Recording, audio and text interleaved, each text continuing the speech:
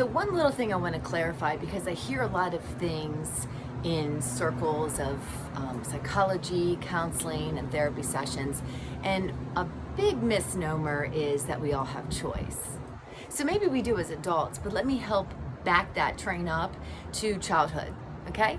So if children are held against their will, or if they're abused, trapped, coerced, manipulated by their parents, or by their caretakers or some other authority, then they have no choice.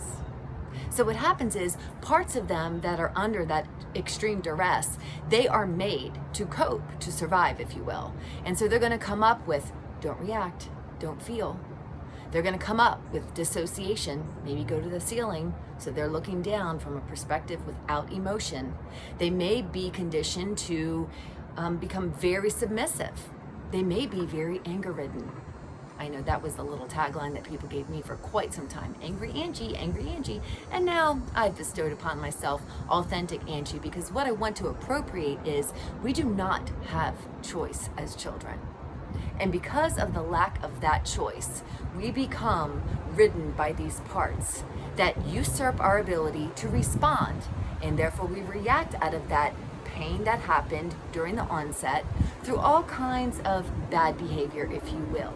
But we are not defined by that behavior, because when we deal with those parts, when we have compassion and care and concern towards them, we realize that they may be stuck back then when that first circumstance or scenario played out, and that in adulthood we have the ability and the capability to reparent ourselves and heal.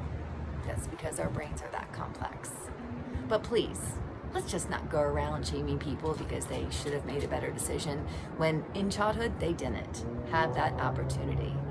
And I think we can move on with using a few brain cells from here on out and recognizing that not all methods and programs and agendas are going to apply to everybody in the room. So when we use discretion, or should I say discernment, it would be best to say that we have choice as adults, as long as we are willing to do the hard work of recovery.